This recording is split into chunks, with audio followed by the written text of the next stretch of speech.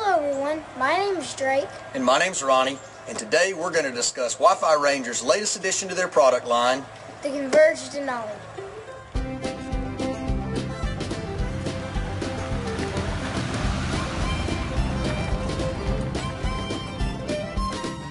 So let's go over what's in the box. There are the instructions, the rooftop mounted antenna and cord, AC and DC power supply cables, internal router, and vehicle identification sticker.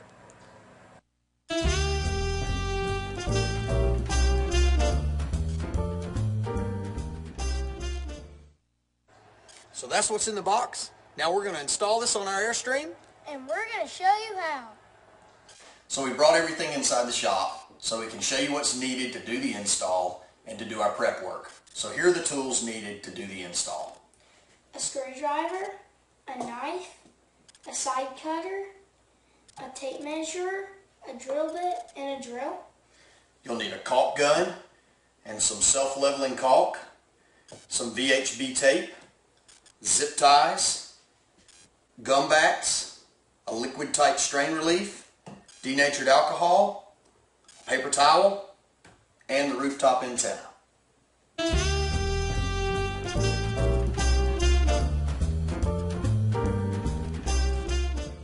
So we're going to mount our antenna to the roof of our Airstream using VHB tape and self-leveling caulk. But we'll need to do some prep work first by adding the VHB to the bottom of the antenna. So we're going to do that now. We'll start off by cleaning the bottom of the antenna with some denatured alcohol.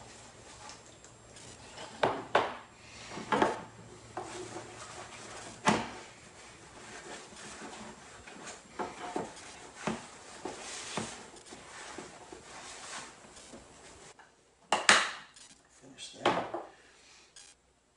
And then, Drake, I'm going to get you to hold that antenna just like that for me.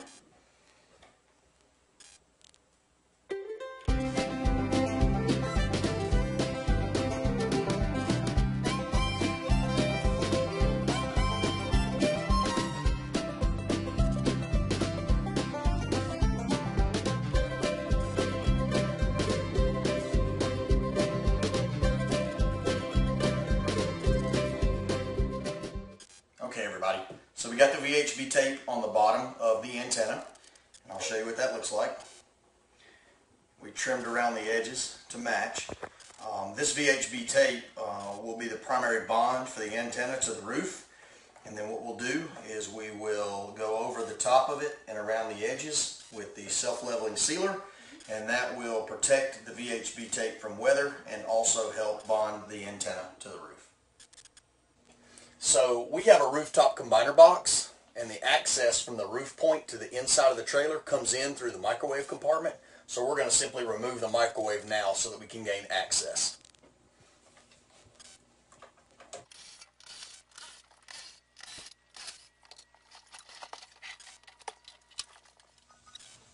Okay, so now that we got the microwave removed, I'll show you our access point is here. This will lead to a rooftop combiner box where our solar comes in. So we're simply going to run our network cable and power cable for the rooftop antenna through this access.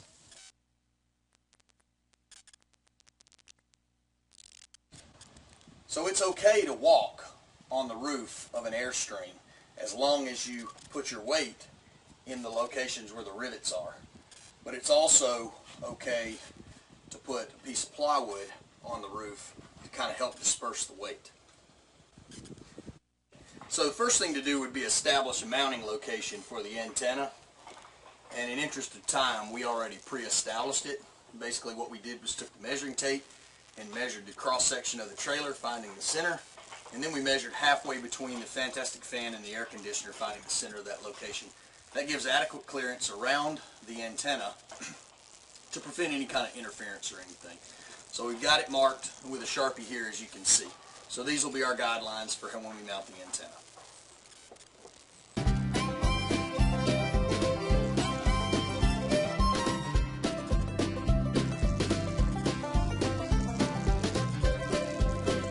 So what we're going to do is we're going going to peel the adhesive protection off the back of the VHB tape. And I'll simply do that by using a pocket knife. Okay. So, that's what the bottom of the antenna looks like now. So we've got our location marked for mounting the antenna. We removed the adhesive protection from the VHB tape, and we've cleaned the surface of the roof with denatured alcohol. Now we're going to install the antenna to the roof of the Airstream.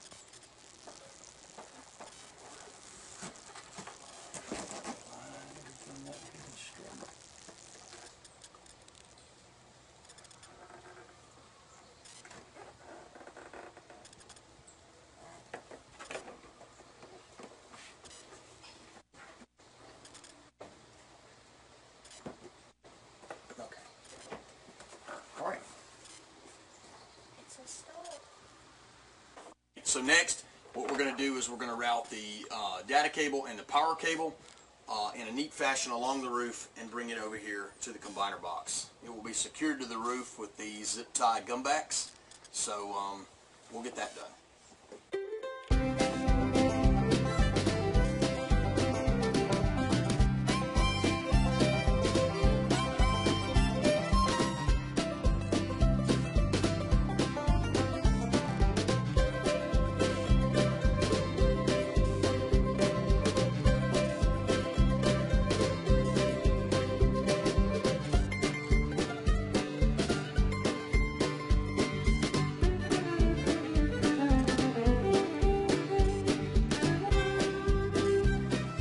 So this is our rooftop combiner box, and earlier in the video you saw the microwave being removed that showed access to the inside of the trailer.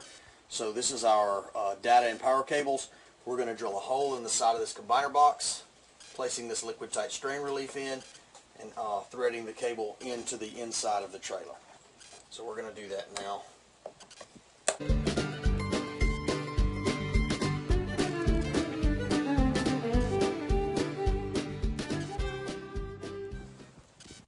So this is the end of the cable that we're going to thread through the liquid tight strain relief. The Cat 5 connector will fit through the hole, but the DC power supply plug will not. So we're going to simply remove it, and then once it's inside the trailer we'll reattach it. It's marked positive and negative, so we'll just take a small screwdriver and turn these lugs to open it up and remove the wires, and they're marked red for positive and black for negative. So now we'll thread these cables through the strain relief.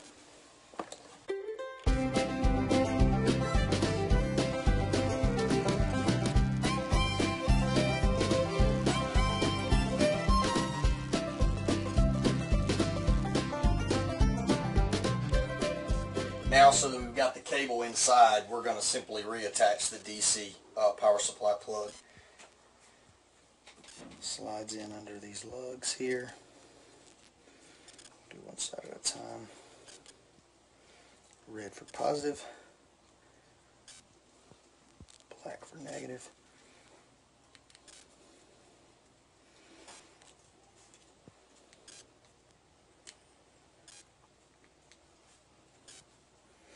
One of the benefits Wi-Fi Ranger has done is all of these things used to be power over the Ethernet cable, but now they've added an additional power cable, and what that does is it allows for larger power wires going to the roof, which will be able to power more devices more reliably, such as AM/FM antennas, TV antennas, boosters, those type things. So the addition of the power cable gives them the ability to put more reliable power on the roof.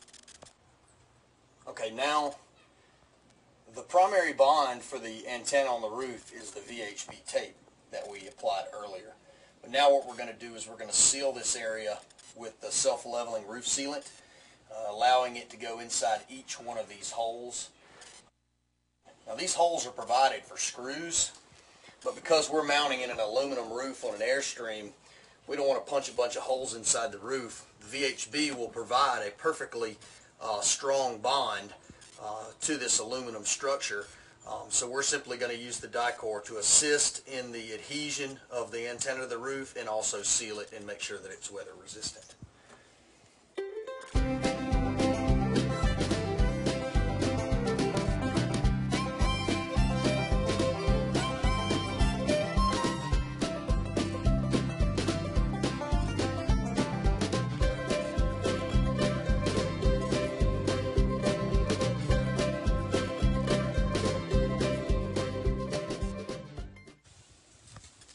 And that's it.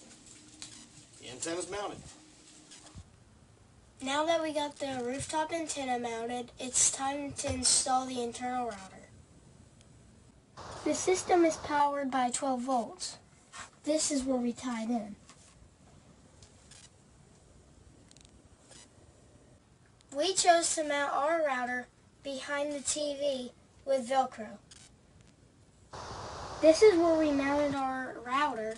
We just needed to make sure we have clearance for the TV bracket. Because the rooftop mounted antenna and the internal router both need power, Wi-Fi Ranger supplied this splitter.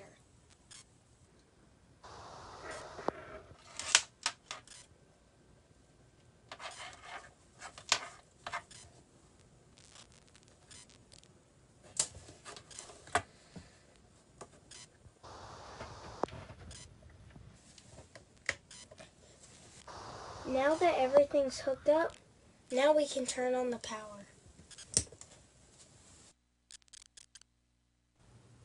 For setup, what you're going to need is a computer or any other wireless device and the quick start guide.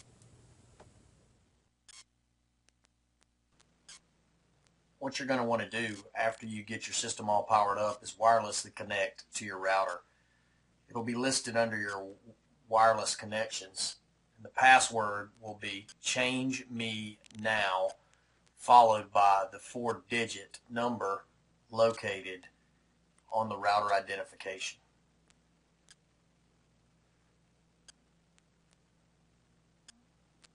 Once you've connected to it wirelessly, it'll list with a check mark beside it. Then you're going to want to go to Safari or your web browser and visit mywiFiRanger.com, and that'll take you to the home page for your router. And then you'll also be able to pick between your internal router and your external antenna, and then connect to the various wireless networks that are available. Here you can see I'm going to switch to the Denali outside antenna and scan. Shows 18 wireless networks available, and we're going to connect to one.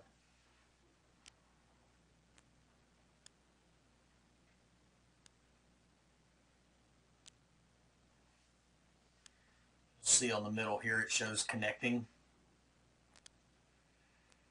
and then under connecting where it says using WFR control, that's just letting you know it's using the outside antenna.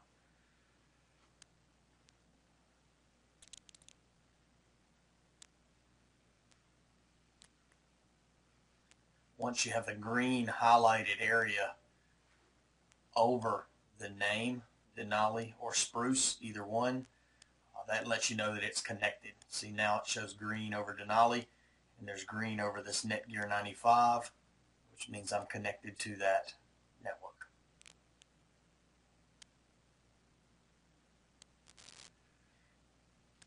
And the Spruce, the same thing.